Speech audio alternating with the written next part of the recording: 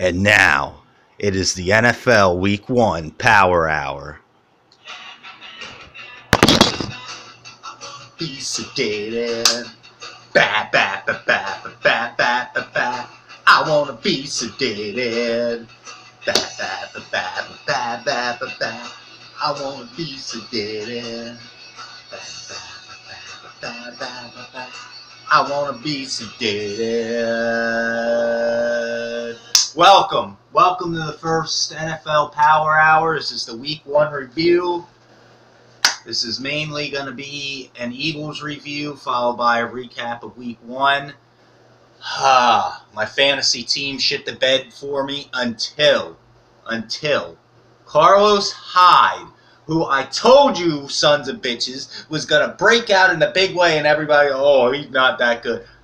176 yards, 2 touchdowns, a reception for 8 yards. Almost single-handedly brought me back from a 47-point deficit in one league, cut it to 11 for me. I said I needed him to go for 203 touchdowns. It's a little hot. He damn near got it. Carlos Hyde, you are the man, and for now, you will stay in my starting lineup. Other fantasy notes. Ryan Tannehill, if you would like to find yourself, and the reason that I think you're going to be a top 5 freaking quarterback this year, that would be great. Sucking up the field against Washington. Jordan Cameron looked to me like Miami's top target this year. I went and put a waiver claim on him. Stevie Johnson looked real good for San Diego. And speaking of San Diego, Phillip Rivers. Always an underrated fantasy commodity. Got him.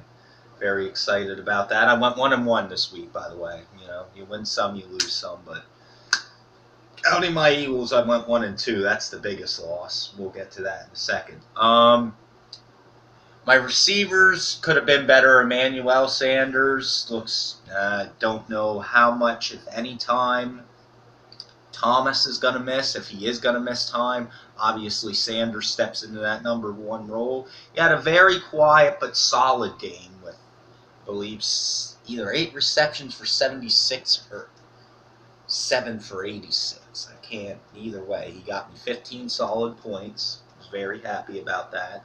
T.Y. Hilton was having a phenomenal game until he went out with an injury. Now it's looking like he could be very likely to play Monday, thank God.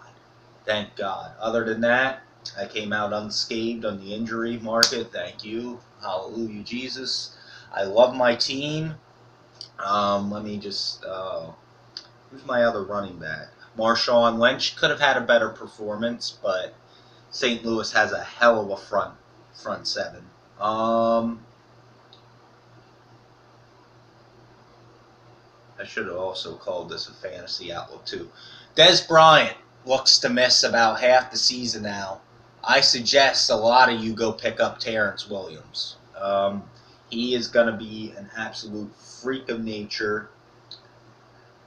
And most likely from what I've seen from, we'll get to this in a second, but from what I've seen from Byron Maxwell last night, he's probably going to have himself a ball game on Sunday. Hate to say that, but probably going to put up some numbers on Sunday. So if you have him, congratulations. If you don't, go put a waiver claim in on him as we speak.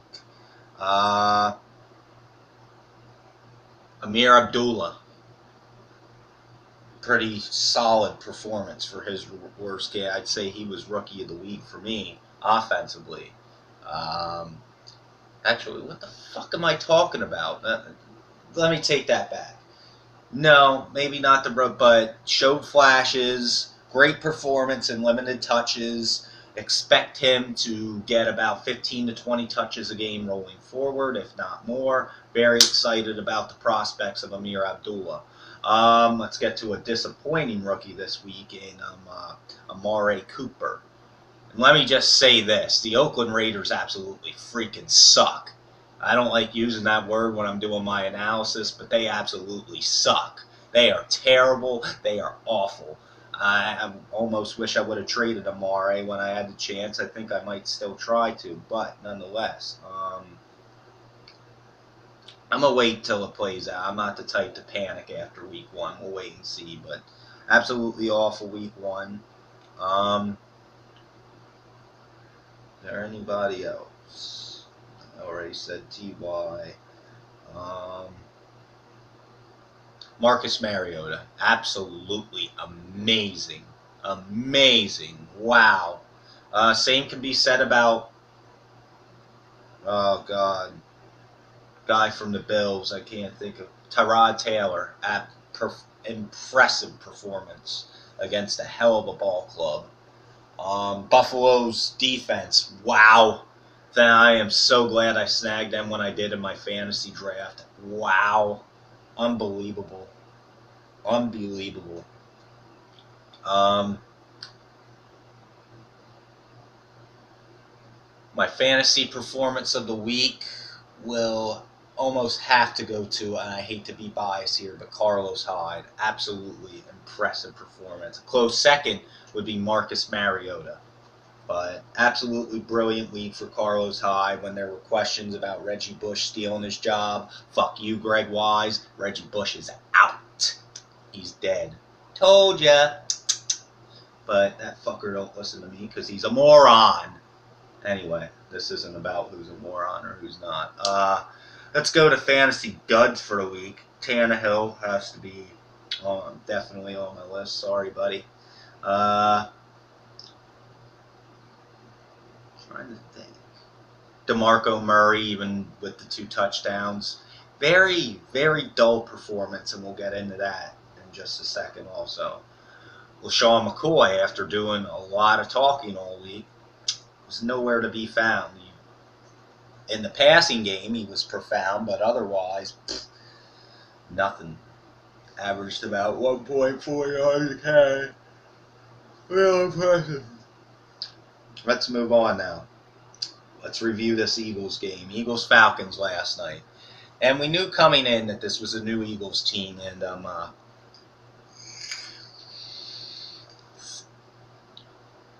yes, I know.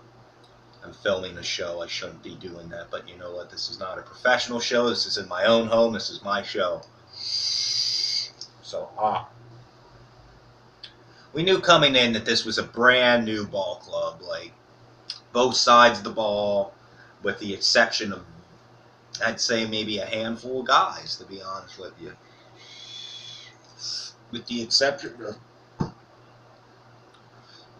just about the whole offensive line, Jordan Matthews, Michael Kendricks, D'Amico Ryans, Fletcher Cox, and Malcolm Jenkins. This is a completely new ball club.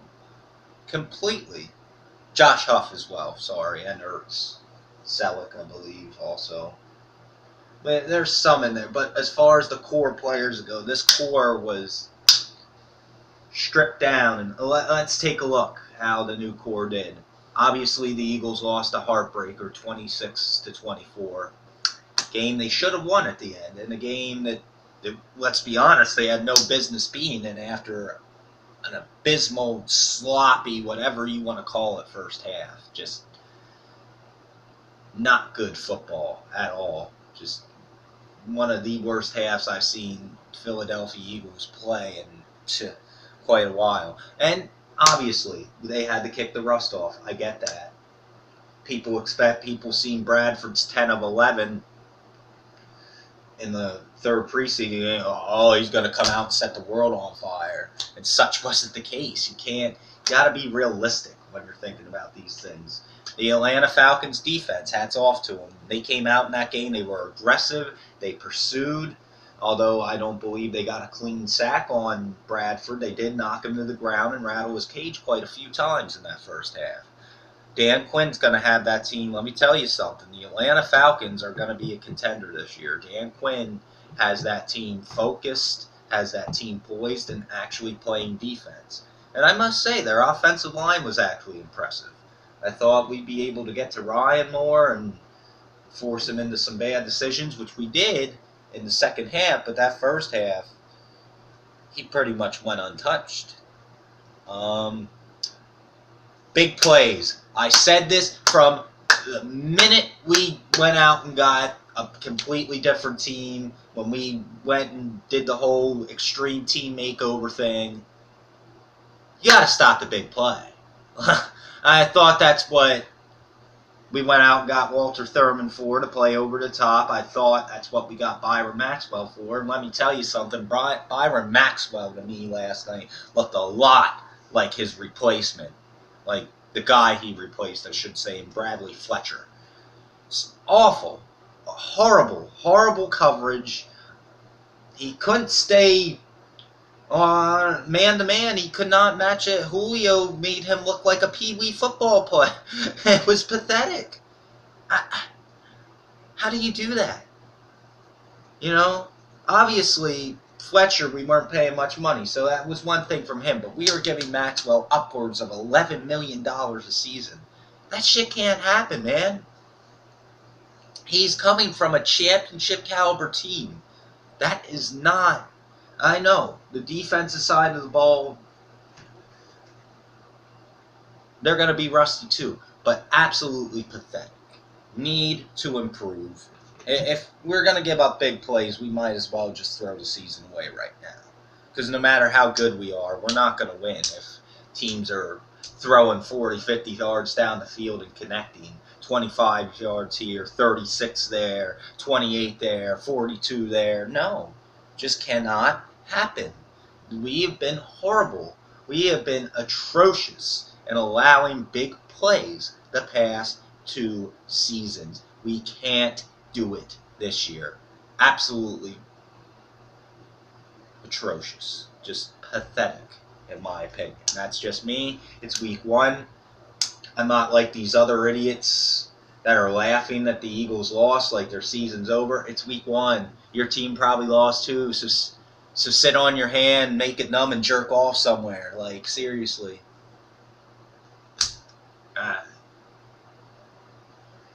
Like, we lost to a good team. I will say that. The Atlanta Falcons are a good team when they're playing to their best ability and they're fully 100% healthy. I believe they will run away with that. And from what I've seen week 1, they should dominate that NFC South. No question. No question to me that they're better than Carolina, they're better than New Orleans, and they're better than the other team in the NFC South that's not even important enough to remember. I don't even remember who the 4th team is.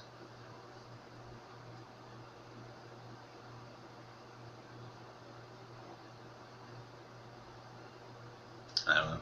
Obviously not important enough to remember, but anyway.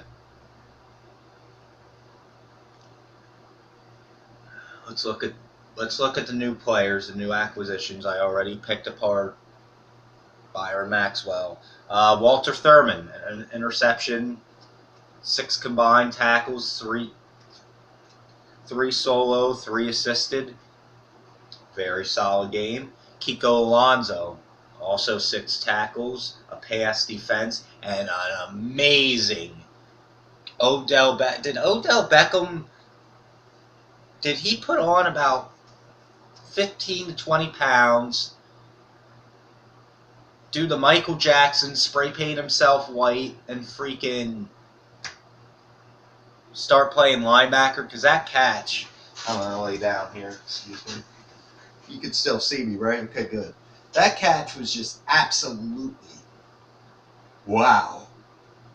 And Kiko Alonso looked to be every bit of the linebacker we traded Shady McCoy for. I believe he will be him and Kendricks force an amazing, unstoppable tandem at inside linebacker. We'll see what they have the rest of the year, but absolutely impressive. Let's see. It's not really a new addition, but Nate Carroll, I thought, made a couple mistakes last night in bump and run coverage, but for the most part was very solid. Which you like to see going forward. He went down for a little bit, came back in. Luckily, we escaped last night with no major injuries. But, you know. That's it for you guys on defense. Overall, I was disappointed with the defense, but at the same time, I was impressed in the second half. They were covering better. They showed more promise, and they stopped the run lanes more so than they did in the first half, with the exception of a couple runs. And that was their strength last year, was run stopping. So we'll see what happens going forward, but I really think this defense is going to be much improved from years in the past. Phenomenal job on up front. Front seven did phenomenal. The back four, sorry, could have been better, but it's game one. We'll improve. Let's go offensively. Sam Bradford, after starting slow, wow. In the second half, wow.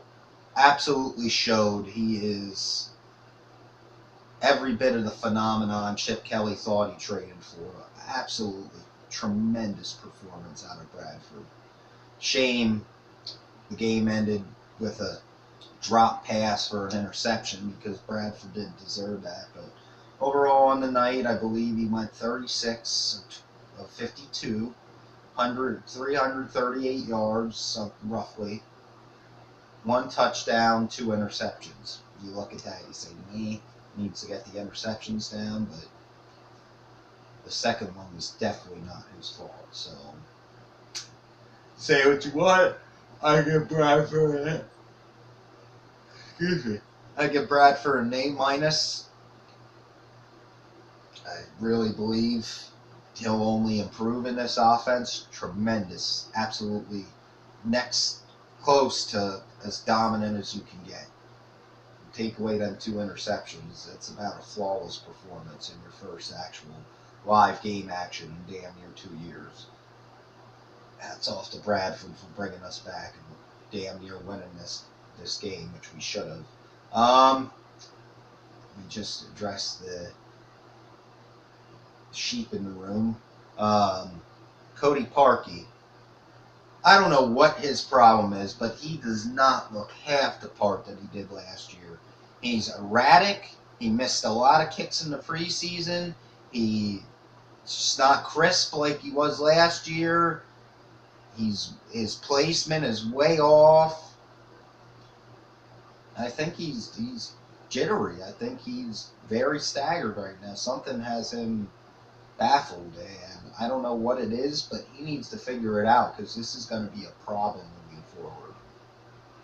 But that kick would have never happened had we gone for him on 4th and 1. Should have we?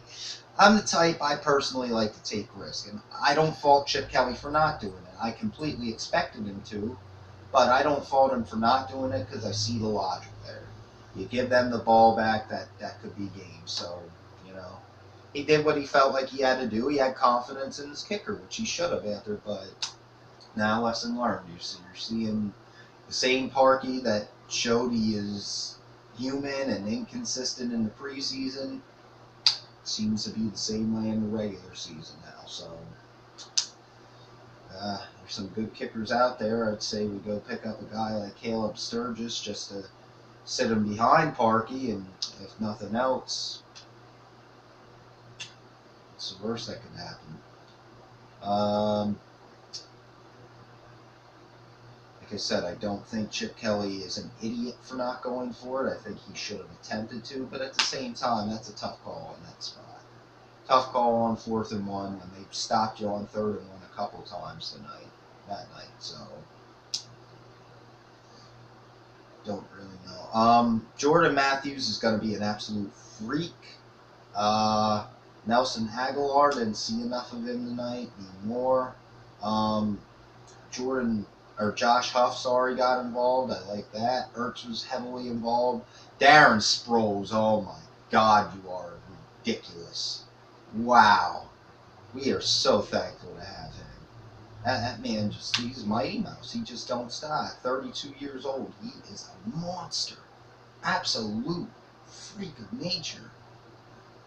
Wow. Murray. Not impressed at all. 2 touchdowns, absolutely, but very, very dull, weak performance out of Murray. I don't like the fact that we ran the ball 15 times. That can't happen. You're an NFL team, 16, sorry. You're an NFL team, you need to run the football 25 to 30 times a game. Why Bradford threw 52 times, I don't know, but at the same time, he looked very crisp in doing so. So, overall, I liked what I seen. The first half could have been much better, but overall, I give the Eagles a B-. Borderline C+, borderline B- on the night. Just because they could have easily won that game in the second half. But after the first half, they had no business being in that game. So, hats off for coming back. Yeah, tough way to lose, but at least we know that Philadelphia team has fight. And now they have some extra motivation for the Cowgirls next week, whose fans are running their mouth. Keep in mind, you're without your top target there, children. So, if we shut Terrence Williams down, you guys are nothing because you have no run game. Good luck. That's all I got to say. So you're going to face a pissed off Blitz Incorporated. So have fun with that. Dallas next week. Looking forward, I still have this Eagles team at 11-5, like I did from the jump. I think they will get better as time goes on. The only thing I fear is just that big play. They got to eliminate it. It's got to stop. But hats off to the Atlanta Falcons for an impressive victory.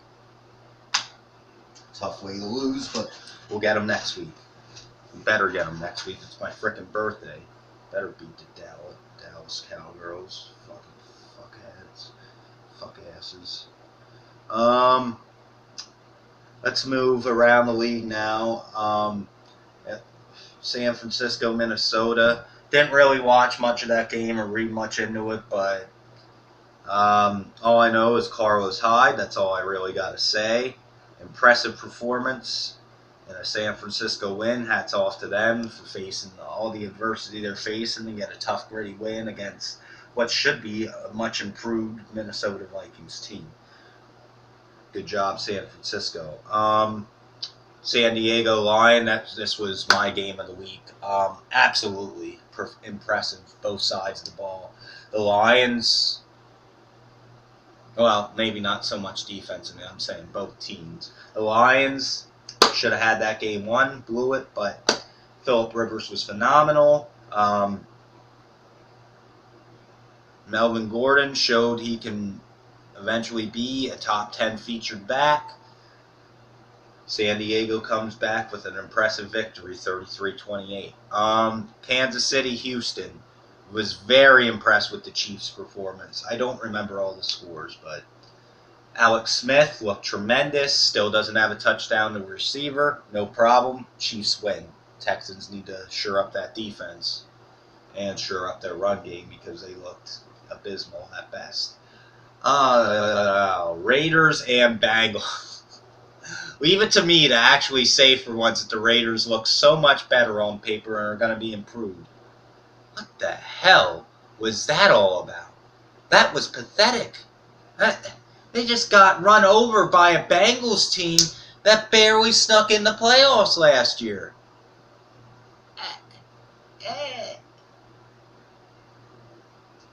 This just in. The Oakland Raiders still suck and will always suck because they have a team on paper that should contend in that AFC West. And from what I've seen, it's week 1. Flukes happen, but I can't see them making any sort of a run looking like that. Garbage. Worst performance all week. Well, nah. Then there's the Tampa Bay Buccaneers. Rookie versus rookie. As I stated earlier, Marcus Mariota looked every bit of the part that they say he was.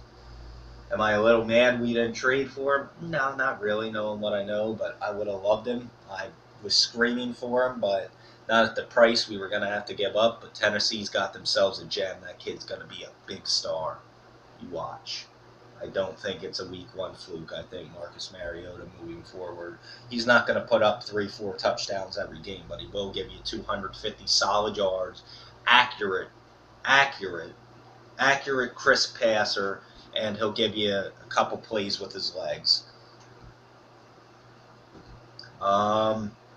Tampa, on the other hand, Jameis Winston.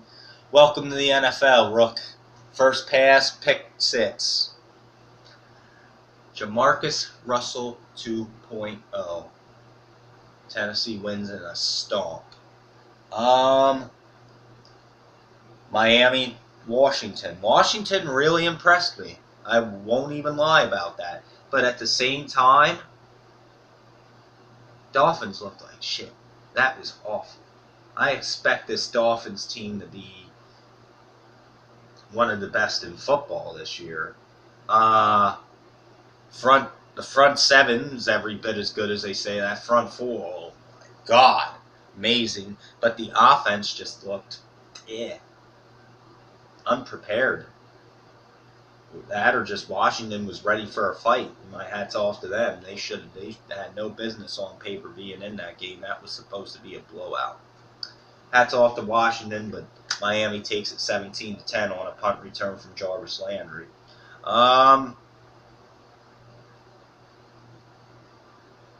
Dallas Giants.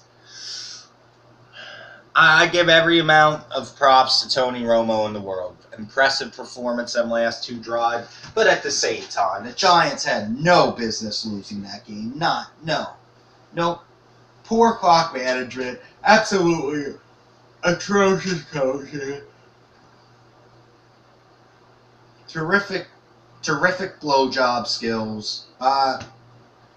Giants are going to be just as bad, if not worse, than they were last year. That's pathetic. That is pathetic. Odell Beckham Jr. is still missing, by the way, after a 2-catch for 17-yard performance.